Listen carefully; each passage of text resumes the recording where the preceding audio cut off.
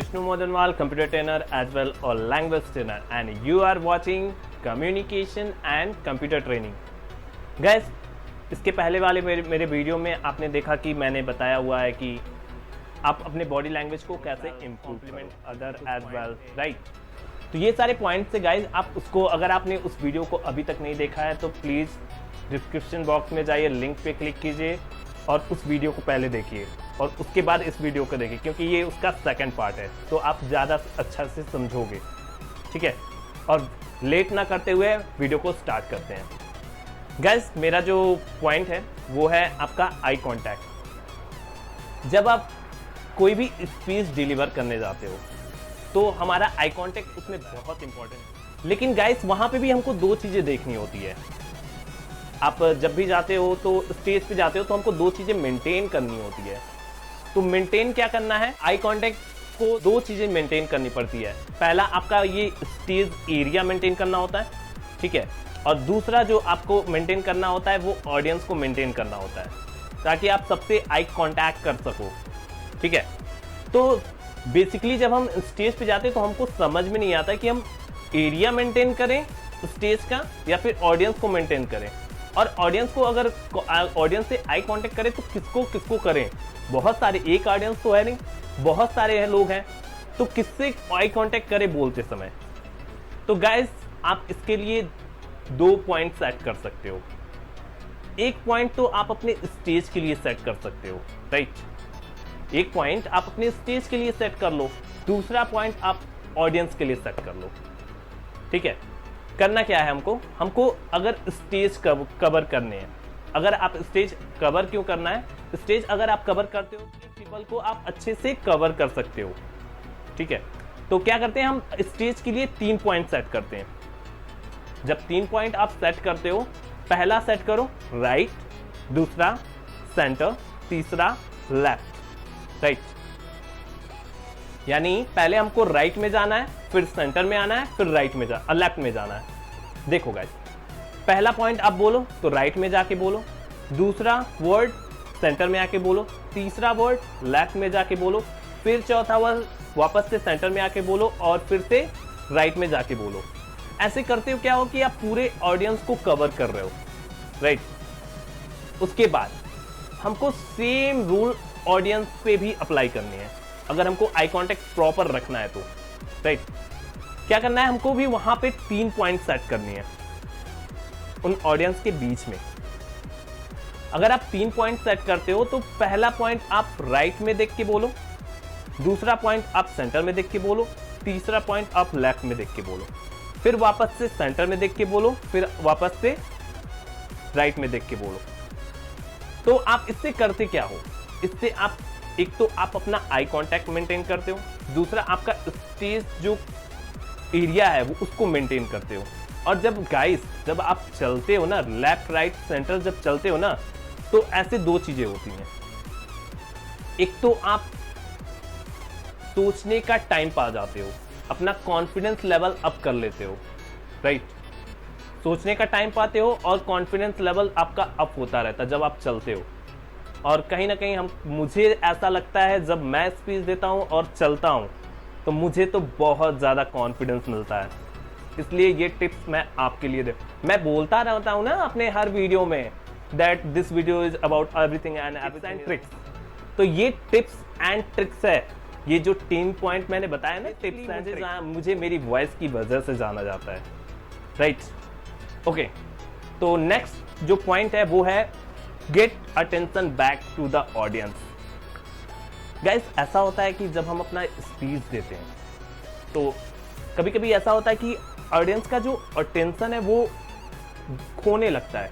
अब देखो होता क्या है, अगर ये इट वॉज दोज डे कि अगर हम अपना स्पीच दे रहे हैं और ऑडियंस को मुझे जज करने में 7 से 14 मिनट लगते थे। टुडे ऐसा नहीं है, अब ऐसा नहीं है। अगर आप स्पीच देने जाते हो, किसी का अटेंशन ग्रैब करने जाते हो, तो 9 मिनट नहीं, 2 मिनट नहीं, 1 मिनट नहीं, इवन आपको 7 सेकंड में लोग जज कर लेंगे। और उन्हीं 7 सेकंड में या तो ऑडियंस आपसे बहुत दूर चली जाएगी या फिर ऑडियंस आपके बहुत करीब आ जाएगी। आप अपना इम्पैक्ट सिर्फ 7 सेकंड में ही डाल सकते हो। तो ये सारी चीज़ें बहुत इंपॉर्टेंट होती है। हमारा बॉडी लैंग्वेज उस टाइम बहुत काम आता है, हमारा फेस एक्सप्रेशन बोलते टाइम बहुत काम आता है, हमारे हैंड मूवमेंट्स बहुत काम आते हैं, हमारा पोस्चर बहुत काम आता है, हमारा जेस्चर बहुत काम आता है। ठीक है, तो समझो, अगर कभी कभी ऐसा लगता है कि आप स्पीच दे रहे हो लेकिन ऑडियंस का जो अटेंशन है वो जा रहा है, तो आप करो क्या उस टाइम? सिंपली सा आप स्कॉल्ड एंड स्केयर कर सकते हो, मतलब कि डांट सकते हो और डरा सकते हो उस टाइम। मतलब कोई सपोज दैट आप स्पीच दे रहे हो, ठीक है, लेकिन उसी में से कोई एक कुछ कर रहा हो, तो you can silent for some time. अचानक से साइलेंट हो जाओ, कुछ मत बोलो, लोगों का अटेंशन ऑटोमेटिकली तुम्हारे पास आ जाएगा। ठीक है, लोगों का अटेंशन जो होता है वो आपके पास वैसे ही आ जाएगा कि क्या हो गया, क्यों सर साइलेंट हो गए। या फिर कोई पर्टिकुलर पर्सन है अगर कुछ कर रहा है, आपके वर्ड पे ध्यान नहीं दे रहा है, तो आप क्या कर सकते हो? You can see like that, क्या कर रहे हो, क्या कर रहे हो।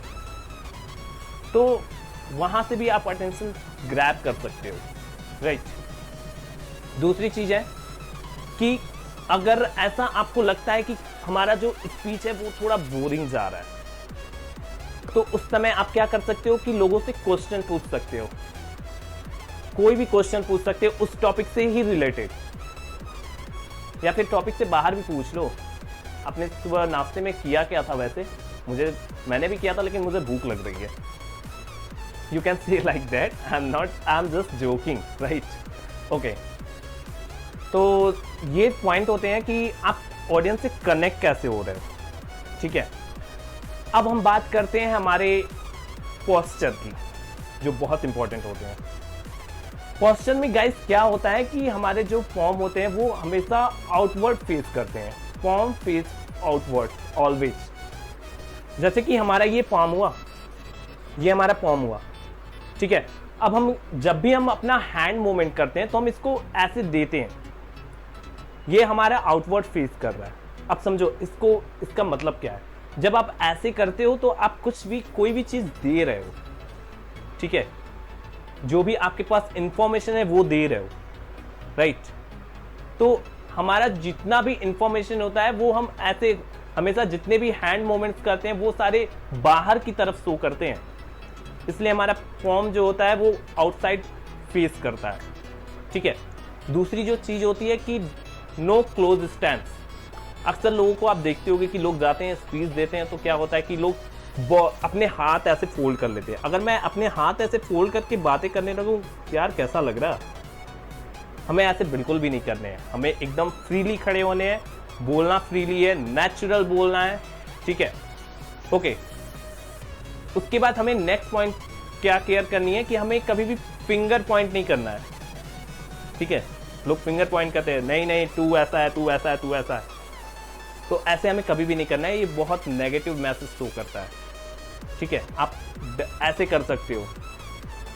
उसके बाद हमें कौन से पॉइंट पे केयर करनी है कि हमें एक जगह, मैंने बहुत बोला ना, एक जगह आपको स्टैंड नहीं होने हैं, पोजीशन हमेशा चेंज करते रहना है, ताकि आप, कभी कभी ऐसा होता है कि ऑडियंस बैठे हैं, आप उनके बीच में भी जा सकते हो। जब आप उनके बीच में जाते हो ना तो आप समझ में, वो भी सोचते हैं कि ये जो गाय है वो मेरे में से ही एक है, हम में से ही वो एक है, राइट। तो आप ये भी कर सकते हो। और दूसरा जो है कि नेचुरल योरसेल्फ, आप हमेशा नेचुरल बोलो। जितना आप नेचुरल होगे उतना आपकी स्पीच जो होगी वो बहुत ज़्यादा इफेक्टिव होगी, राइट। तो ये कुछ पॉइंट्स थे गाइस, जिसके बेस पे आप अपने कम्युनिकेशंस को और लाइक करना ना भूलें, सब्सक्राइब करना ना भूलें, और कमेंट जरूर करें और बताएं कि और भी क्या क्या टॉपिक्स आपको चाहिए। ठीक है गाइस, तो मिलते हैं ब्रेक के बाद, same time dash place. Have a nice day, take care.